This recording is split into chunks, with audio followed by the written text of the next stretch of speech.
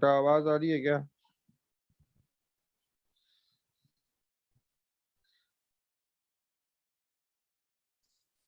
Yes sir.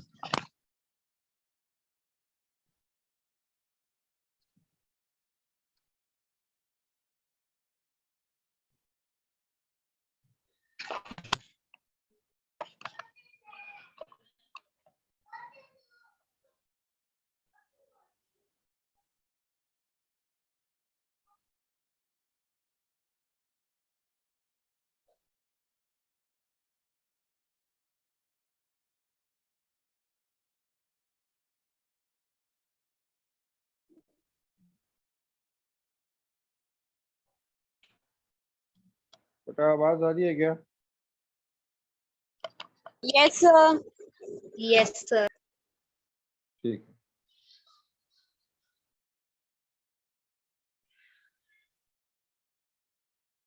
देखिए आगे topic है एंगल बिटवीन टू लाइंस। मान लीजिए एक लाइन ये वाली है, लाइन L1, और एक ये वाली है L2। तो इन लाइनों के बीच का एंगल ये निकालना है। मान लीजिए आपको थीटा निकालना है। क्या निकालना है? थीटा। तो इस लाइन का इक्वेशन मान लो y equal to m1x plus c1, और इस लाइन का इक्वेशन है y equal to m2x plus c2। आपको दोनों इक्वेशन दी जाएगी और दोनों के बीच का एंगल कितना होगा, दोनों लाइनों के बीच का एंगल कितना हुई है। तो ये निकालने का फॉर्मूला होता है टेन थीटा बराबर, मोड लगाना यहाँ पर, m1 minus m2 1 plus m1 into m2, ये फॉर्मूला है। और अगर इस मोड को हम हटा देते हैं यहाँ से, तो इसके बाहर लगाना पड़ेगा आपको प्लस और माइनस। आप प्लस केस लोगे ना तो आपको मिलेगा एक्यूट एंगल, मतलब ये वाला, और माइनस केस लोगे तो मिलेगा आपको ऑब्ट्यूज एंगल। क्या मिलेगा? Obtuse angle. देखो जब भी दो लाइनें कट करती है तो उनके बीच का एंगल ये भी है और ये भी है, ये एक्चुअल में होता है पाई माइनस थीटा। ये एंगल भी इन्हीं लाइनों के बीच का है। जब भी दो लाइनें आपस में इंटरसेक्ट करेगी तो उस समय उनके बीच में बनने वाले एंगल दो होते हैं, एक होता है एक्यूट, एक होता है ऑब्ट्यूज। ठीक है, ये एंगल भी इन लाइनों के बीच में और ये एंगल भी इन लाइनों के बीच में। ठीक है, समझ आ गया आपको? ये फॉर्मूला है जहां पे m1x, m1 इस लाइन का स्लोप है, m2 इसका स्लोप है। देखिए अगर ये लाइन एंगल बना रही है थीटा 1, तो इस लाइन का स्लोप m1 हो जाएगा tan थीटा 1, और ये लाइन एंटी क्लॉकवाइज एंगल बना रही है थीटा 2, तो इस लाइन का स्लोप हो जाएगा m2 बराबर tan थीटा 2। कोई भी एंगल एक्स एक्सिस से जो एंगल बनाती है उसका हम tan लेते हैं। ठीक है, और इस फॉर्मूले का जो प्रूफ है वो भी समझ लो आप। प्रूफ देखिए, इन दोनों का सम, इन दोनों का सम किस किस का, theta 1 plus theta, sum of interior is equal to क्या होता है? Exterior. Sum of interior angle is equal to होता है एक्सटीरियर एंगल। यहाँ से थीटा की वैल्यू आ जाएगी थीटा 2 माइनस थीटा 1। ठीक है, अगर मैं बोथ साइड क्या अप्लाई कर दूं, टेन थीटा, यहाँ भी क्या अप्लाई कर दूं, टेन थीटा। ठीक है, तो ये हो जाएगा टेन थीटा बराबर tan A minus tan B, tan A minus में tan B upon 1 plus tan A tan B. ये फॉर्मूला पता है ना आपने, टेन ए माइनस बी का फॉर्मूला। अब टेन थीटा 2 क्या है? इस लाइन का एक्स एक्सिस एंगल है ये, उसका टेन लिया, इसकी स्लोप बन गई। स्लोप की यही डेफिनेशन थी। टेन थीटा 1 क्या है? इस लाइन का स्लोप हो जाएगा m1, नीचे 1 प्लस यहाँ आ जाएगा m2 इंटू m1, और यह आ जाएगा आपका टेन थीटा। ठीक है, ये एंगल तो ये वाला आएगा, ये एंगल लेंगे जिसमें प्लस माइनस लगाना पड़ता है, क्योंकि प्लस केस लेते हैं तो एक्यूट एंगल, क्योंकि फर्स्ट क्वाड्रेंट में 10 पॉजिटिव होता है, माइनस का मतलब है आप 10 सेकंड में चले गए, 90 क्रॉस करके तो आप सेकंड क्वाड्रेंट में हो, तो फॉर्मूले में प्लस माइनस दोनों ही लेना पड़ता है, यहाँ पर आप प्लस और माइनस लगा देंगे। ठीक है, इस तरीके से। अब इस पर आप सवाल देखिए, इतना क्लियर हो गया क्या सबको? Excuse me sir. हाँ बोलो। सर 8.2 का 11th क्वेश्चन बताना। आरडी में या एनसीईआरटी में? आरडी में। बताते हैं।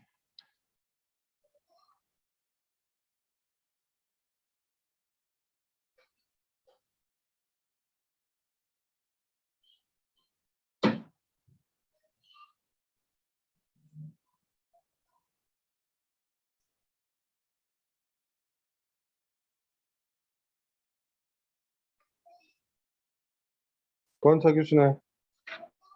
11th 8.2 का।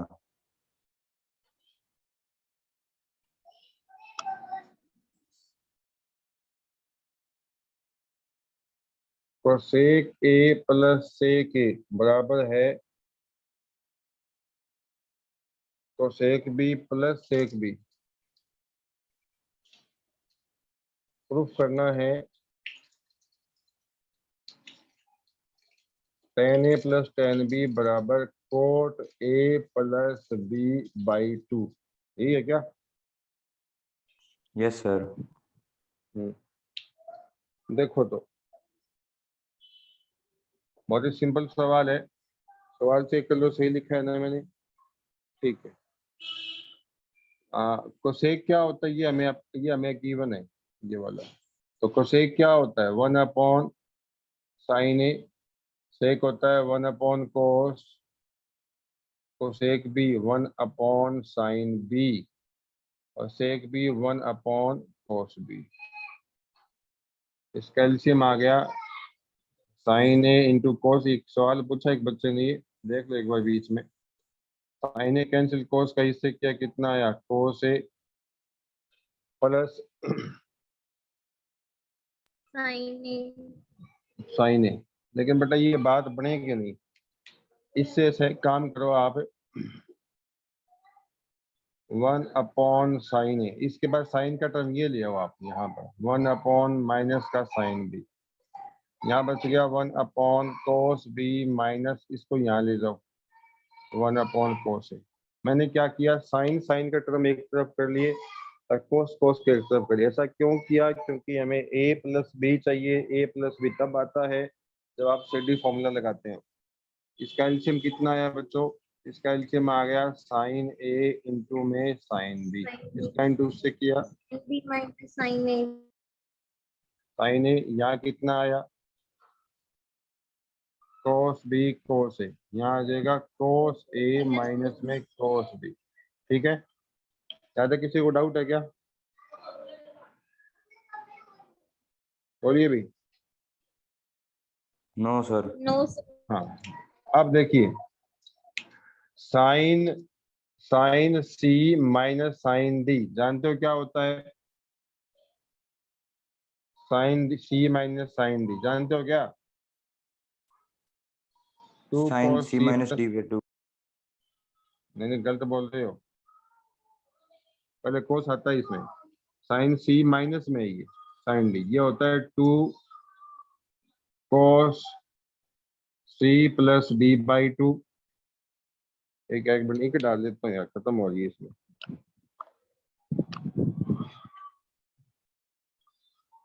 इतना फॉर्मूला निकालो, सीडी फॉर्मूला, सीडी फॉर्मूला निकालो एक बार। निकाल लिया क्या सबने?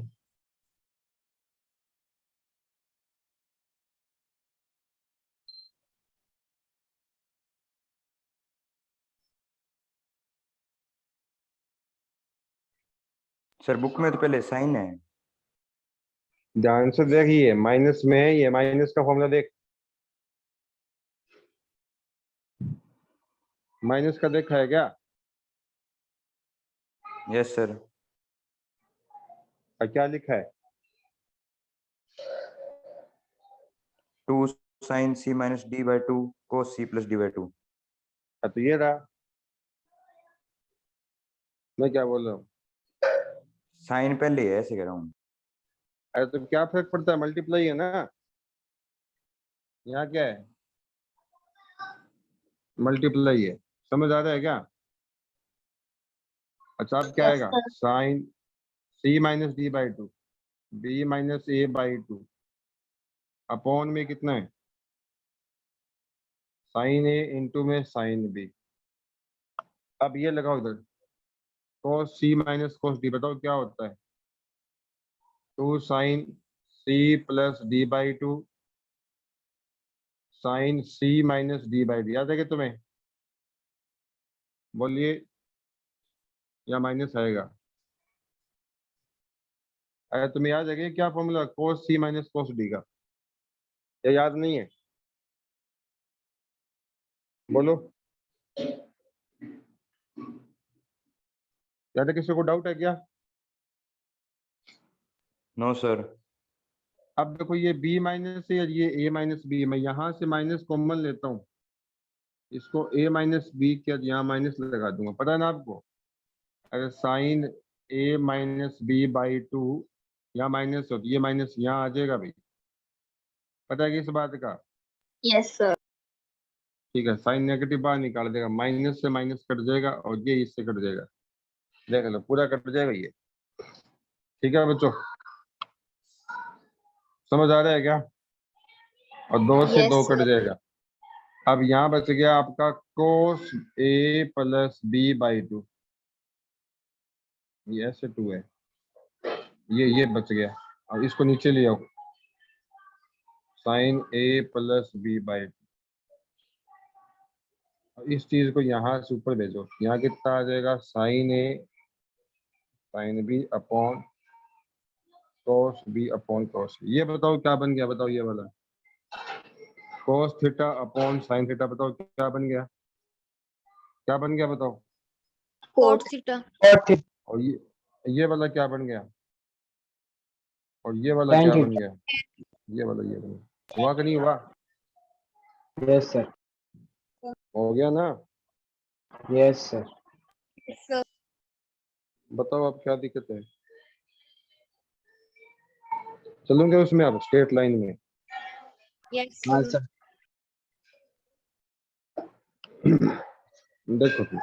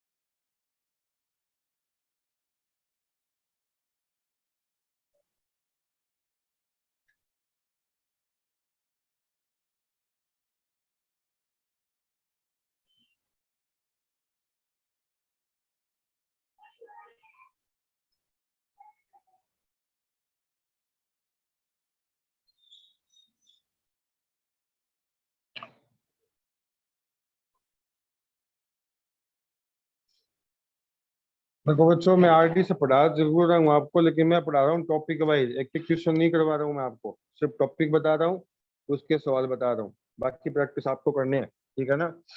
तो find the angle between the line दी आपको, x माइनस 3y बराबर 5, दूसरी है under root 3x plus Y minus 7 बराबर 0। ये दो लाइनें हैं भाई, ठीक है। देखिए ये, तो सबसे पहले इस लाइन को लिखो, इसको यहाँ ले दो, तो ये बन गया अंडरूट 3y बराबर बच गया x प्लस 5। अब इसका डिवाइड लगा दो तो 1 अपॉन रूट 3x प्लस 5/√3 बराबर y। ये बन गया y बराबर mx प्लस c। समझ आ रहा है क्या भैया, इस चीज सर को ये आप, x माइनस 5 नहीं होगा क्या। x minus Y. ठीक है, अब बताइए इसमें m1 बताओ कितना है m1 और c1 कितना है। ठीक है, इसी तरीके से इसकी बात करते हैं, तो इसको रख लो y बराबर अंडरूट 3x प्लस 7। ये y बराबर बन गया m2x प्लस c2। बोलिए m2 कितना है, अंडरूट 3 और c2 कितना है 7। अब दो एंगल के बीच का एंगल निकालना आपको, तो फॉर्मूला था m1 minus m2 upon 1 plus m1 into m2। ये फॉर्मूला था दो लाइनों के बीच का। m1 कितना है 1 by 1 under root upon 3 minus under root 3 m2 हो जाएगा, माइनस का 1 प्लस m1 हो गया अंडरूट 3 और यह हो जाएगा माइनस का अंडरूट 3। यही से कट जाएगा, तो 1 बाई अंडरूट 3 प्लस अंडरूट 3 1 और प्लस माइनस माइनस 1, ये हो गया 0। अब इसमें 0 का डिवाइड करूंगा ऊपर इसमें, तो बताओ कितना आ जाएगा, बोलिए कितना आ जाएगा, इन्फिनिटी। infinity हाँ, और ये वैल्यू किसकी होती है, tan 10 90 की। 90 थीटा बताओ कितना आ गया, थीटा 90 कितना आ डिग्री गया। मतलब लाइनें कैसी आपस में, ये लाइन L1 है और ये L2 perpendicular लाइनें बताओ। हाँ, परपेंडिकुलर है। कैसी है ये, परपेंडिकुलर है। ठीक है, उनके बीच का एंगल 90 होगा। एक छोटा सा देख लीजिए, स्पेशल केस भी देख लीजिए।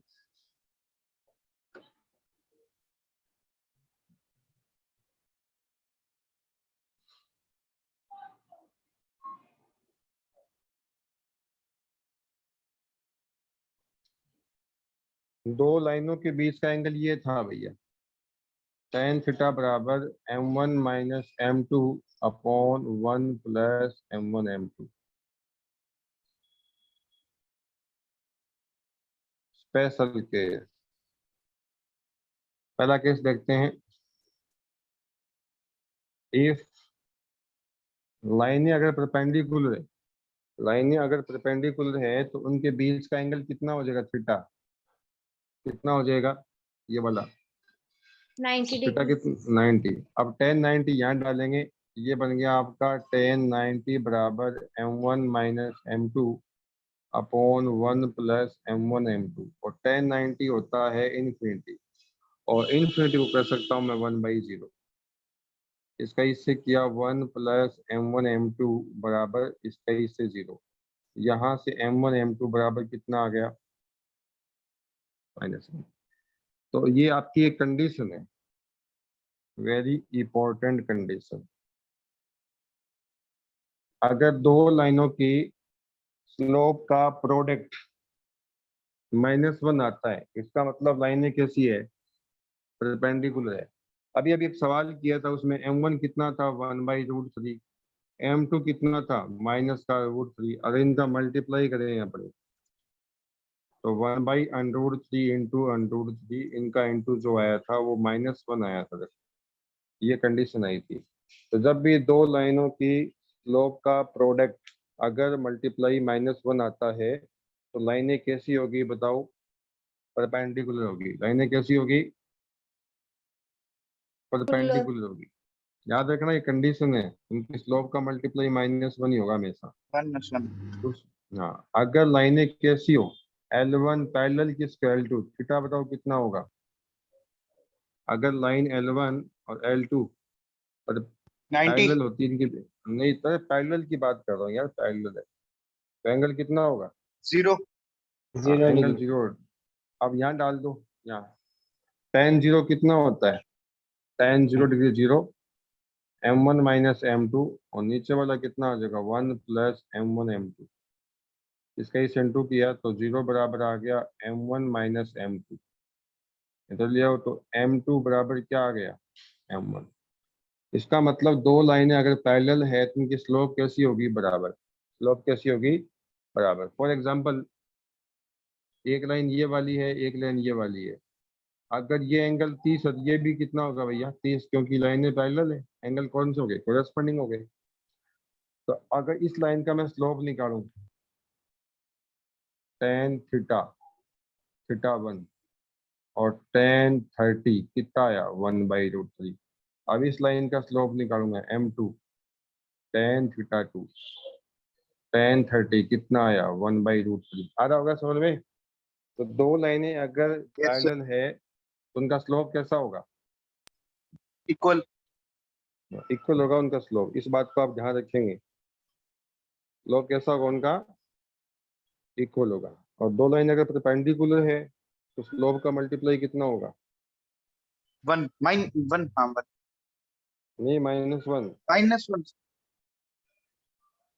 अब कल को आपको दे दिया जाए कि product of two lines is 1, then line will be number 1 option they they parallel, number 2 coincide, number 3 perpendicular, number 4 none of these, कौन सा ऑप्शन होगा।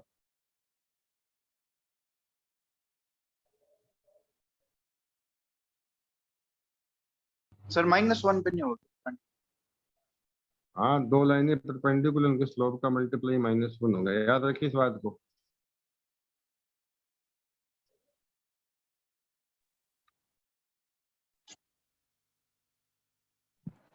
ठीक है,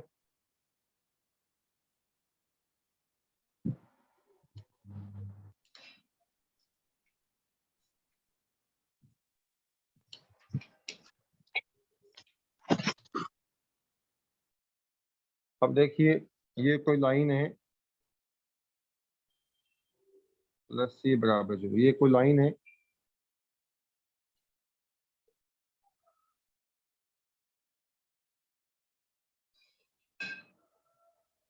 distance of a point alpha comma beta from a line ax + by + c।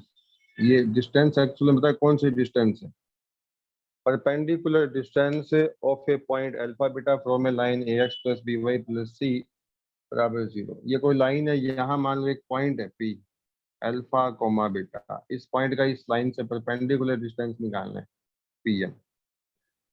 तो किसी अगर हमें कोई पॉइंट गिवन हो, अगर कोई पॉइंट गिवन हो और कोई लाइन गिवन हो, तो पॉइंट का लाइन से डिस्टेंस कितना हो उसका एक फॉर्मूला समझ लीजिए। ये एक्स कोऑर्डिनेट या वाई कोऑर्डिनेट यहाँ डालो, एक्स की जगह डाल देंगे अल्फा और वाई की जगह बीटा। तो ए एक्स की जगह अल्फा डाल देंगे, बी वाई की जगह बीटा डाल देंगे, प्लस में सी, और नीचे एक्स के कोफिशिएंट का स्क्वायर और वाई के कोफिशिएंट का स्क्वायर, इसका रूट ले लेंगे और ये मोड लगा देंगे। ये आप फॉर्मूला ध्यान में रखेंगे, नोट कर लो इसको। अब सवाल देखिए, सर आपने मोड करवा दिए क्या? क्या सर मोड्स करा दिए क्या आपने? क्या कह रहे हो, सर मोड करा दिए क्या आपने? Mode yes sir. मोड बेटा बताया था ना, मॉडुलस फंक्शन मैंने आपको। पॉजिटिव रहती है वही। हाँ हाँ, देखो ये लाइन है, जैसे ये पेज नंबर है, ये एग्जांपल देख लो आप लोग, ये देख लो आप, पढ़ लिया क्या। दिख नहीं रहा अबे थोड़ा सर, सा और दिख सर रहा थोड़ा सा दिख है। गया सर सर। दिख गया। पढ़ लिया क्या। हाँ सर। तो ये पॉइंट दे रखा है आपको, ये पॉइंट दे रखा है 2,1 और ये लाइन दे रखी है, लाइन है 12x - 5y + 9 = 0। डिस्टेंस पूछा है, तो बताइए डिस्टेंस कितना होगा बताओ। ये पॉइंट नहीं है, ये दो यहाँ पर पुट कर देंगे x की जगह, कितना 12 × 2, 1 पुट करना y की जगह, तो -5 × 1 प्लस कितना 9, और नीचे रूट में x का कोफिशिएंट का स्क्वायर और y के कोफिशिएंट का स्क्वायर, तो इसका मोड लेना है। मोड तो इसलिए लगाया है ना कि डिस्टेंस नेगेटिव नहीं होती। तो 12 × 2 हो गया 24, -5 + 9, ये 144 + 25, 24 में से 5 बच गए, ये 19, 19 से 9 कितने हो गए 28/13। बस ये आ जाएगी। क्लियर क्या बताओ? अरे बताओ भैया बताओ। Yes sir. ये किसका फॉर्मूला है बताओ, किसका फॉर्मूला है? डिस्टेंस से लाइन परपेंडिकुलर डिस्टेंस का फॉर्मूला है। डिस्टेंस ऐसे नहीं आएगी, ये डिस्टेंस नहीं आएगी, गलत है ये डिस्टेंस आएगी, ये वाली, ये नहीं आएगी पॉइंट से परपेंडिकुलर डिस्टेंस। हाँ, इसका प्रूफ क्या नहीं बताऊँ, इतना टाइम बहुत लग जाएगा यार, आरटी बहुत बड़ी बुक है, एक आर्टिकल सब। मैं क्या कर रहा हूँ पता है क्या आपको? बोलिए। अब सुनिए सारे बच्चे, मैं आपको आर्टिकल बता रहा हूँ, आर्टिकल पर एक या दो सवाल बता रहा हूँ, ताकि आर्टिकल सारे पूरे हो जाए। प्रूफ मैं नहीं बता सकता, क्योंकि प्रूफ बताऊंगा तो अपना सिलेबस नहीं होगा, पता नहीं लॉकडाउन कब तक चलेगा। स्कूल की अटेंडेंस जरूरी है। जो आपके फ्रेंड लोग मैथमेटिक्स लेना चाहते हैं उनको बोलो कि स्कूल में एडमिशन करवाए। बिना एडमिशन आपके एग्जाम नहीं होंगे, आपकी प्रोग्रेस रिपोर्ट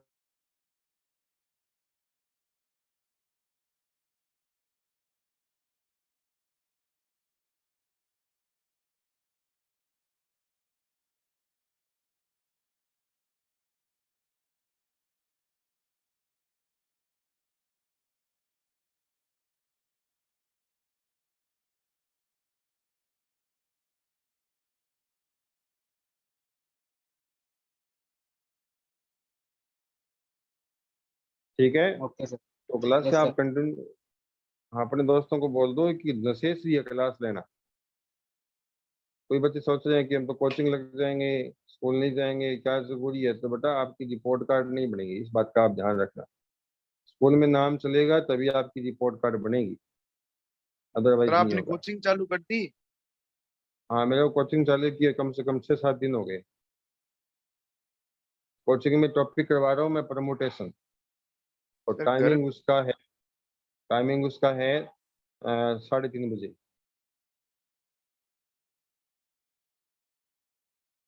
क्या कह रहे हो तुम लोग? अब ऑनलाइन में तो क्या है कि हमें चाहते हैं कम से कम समय में सारे टॉपिक हो जाएं, क्योंकि 40 मिनट की क्लास होती है। और आर डी शर्मा बहुत बड़ी बुक है ये, तो आपको आर्टिकल सारे बता दिए जाएंगे।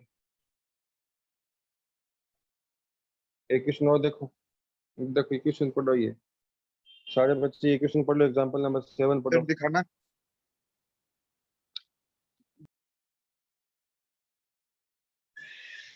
पढ़ लिया क्या?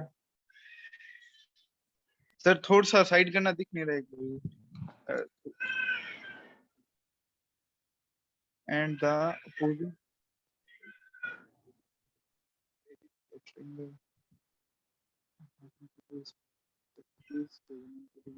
मैं बोर्ड पर लिख रहा हूँ।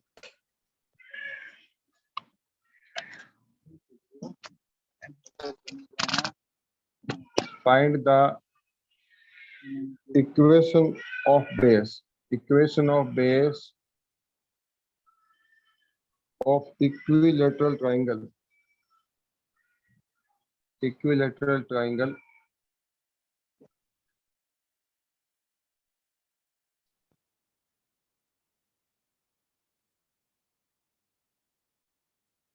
is x plus y minus 2 बराबर 0। एक क्वेश्चन हो गया आता हूँ इसमें मैं, ठीक है। And opposite vertex,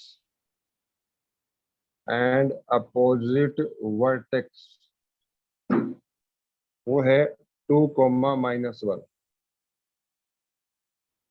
find the area of triangle.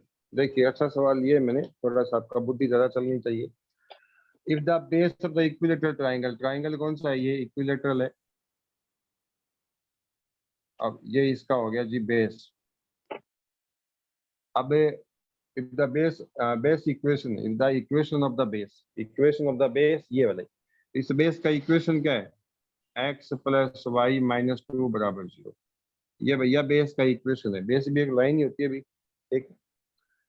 तो ये डायग्राम पता है, एक्चुअल डायग्राम नहीं है ये, तो हम समझने के लिए बना रहे हैं। एक्चुअल डायग्राम जिसका ग्राफ बनाए, ट्रायंगल वगैरह बनाए तो बहुत टाइम लग जाता है। जितना ज्योमेट्री में हम क्वेश्चन करेंगे, कोऑर्डिनेट ज्योमेट्री में, वो जनरल डायग्राम से करेंगे, कोई एक्चुअल डायग्राम नहीं बनाते। हाँ बिल्कुल, हम फंस के खड़े हो जाएं, कोई प्रॉब्लम समझ नहीं आ रहा है, क्वेश्चन बहुत ही खतरनाक हो, सब एक्चुअल डायग्राम से आइडिया लेते हैं, अदरवाइज ऐसे डायग्राम से आइडिया मिल जाएगा आपको क्योंकि फॉर्मूले चलते हैं।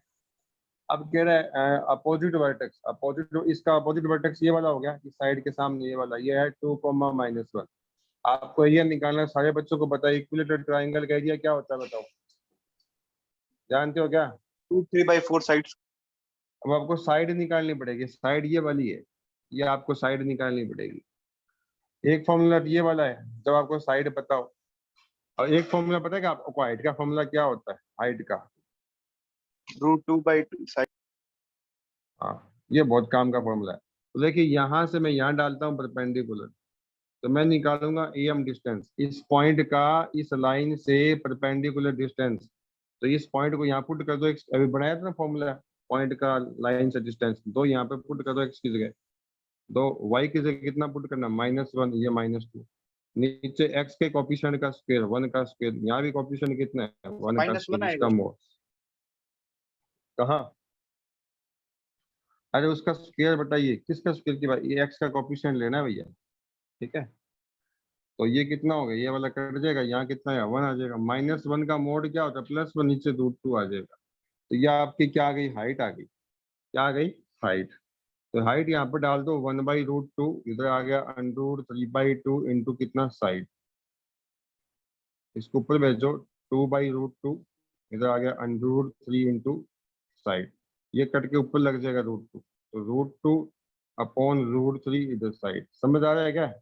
अरे दो के फैक्टर कर दो, √2 एक √2 कट जाएगा, ऊपर √2 बच जाएगा, है ना। अब ये साइड आ गई भैया, इस साइड को यहाँ डाल दो, तो बताओ एरिया कितना आ जाएगा, एरिया आ जाएगा √3/4 इंटू साइड का स्क्वायर, इसका स्क्वायर करो कितना आएगा 2/3, ठीक है। तो इसका आंसर कितना है, इसे काट दो कितना है 2, तो ये आ जाएगा √3/2 इंटू 3, नीचे लगा दो, ये इससे काट के यहाँ लगा दो रूट, तो इसका आंसर ये आ जाएगा 2√3। समझ में आएगा सबको, ये कितना आ गया 1 यस सर, बाई समझ 2√3। ये एग्जांपल नंबर 7 है, पेज नंबर 23.104, ये पेज नंबर है,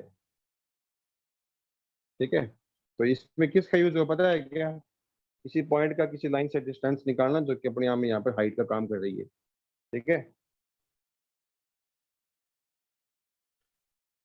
और एक काम और भी कर सकते हो यहाँ पे, देखो आप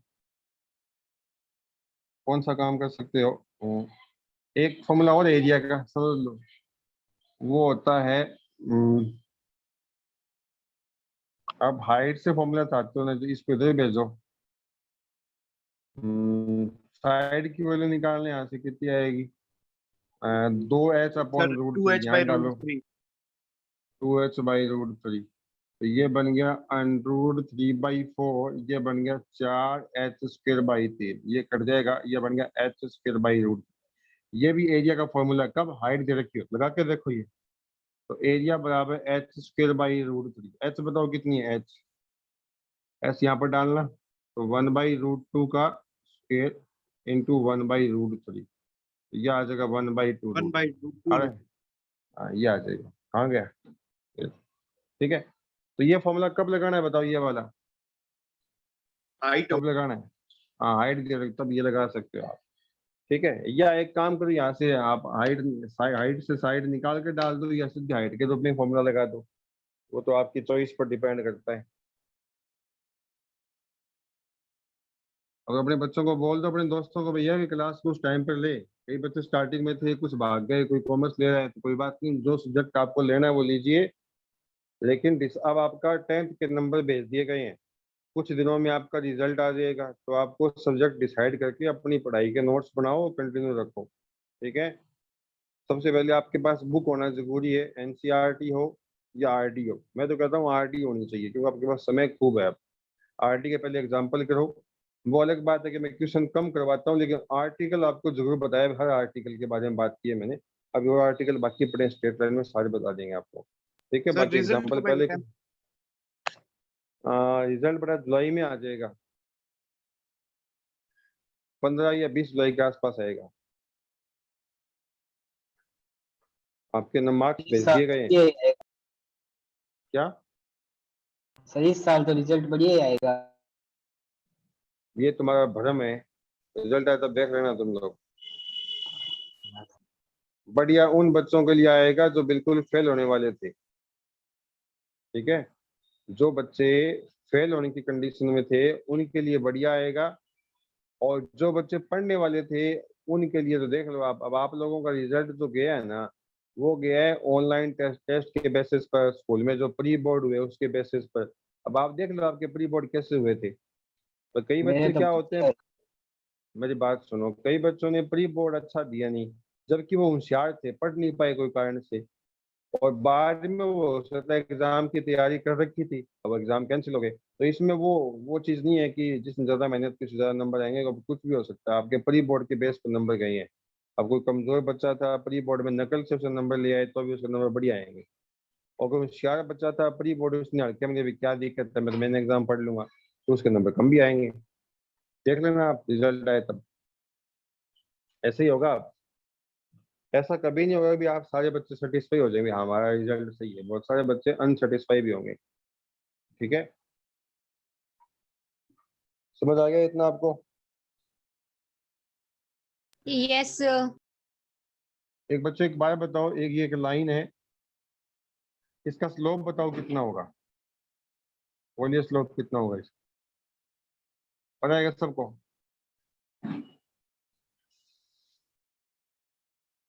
अरे पता है क्या, ये होगा इसका स्लोप ए क्या चीज है, coefficient of X, B B क्या चीज है, कोफिशिएंट ऑफ y। क्या पता है कि इसका आपको या नहीं पता?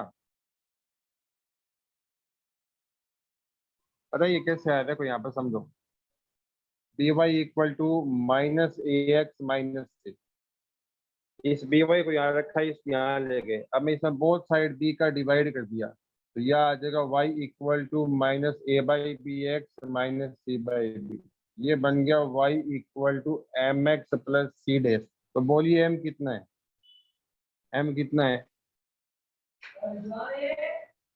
अरे ये कौन सी फॉर्म पता है क्या, माइनस ए बाई बी। ये आपकी है, हाँ स्लोप इंटरसेप्ट फॉर्म है ये, इससे हमने क्या किया है, कंपेयर करवाई है।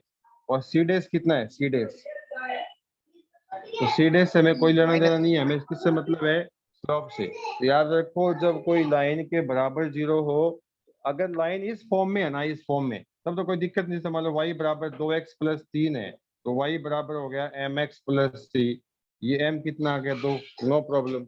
लेकिन अगर कोई लाइन इस फॉर्म में है ना, तो आपको याद रखना है minus coefficient of x upon coefficient of y। जैसे ये इक्वेशन आ गई 3x माइनस वाई प्लस 5 बराबर 0, यहाँ पे m कितना होगा इसमें, x का कॉफिशिएंट अपॉन y का कॉफिशिएंट, है ना, ये स्लोप कितनी आ गई, 3 आ गई। या इसको ऐसे करो 3x+5 बराबर y, इस y को यहाँ ले जाओ, ये बन गया y बराबर mx+c।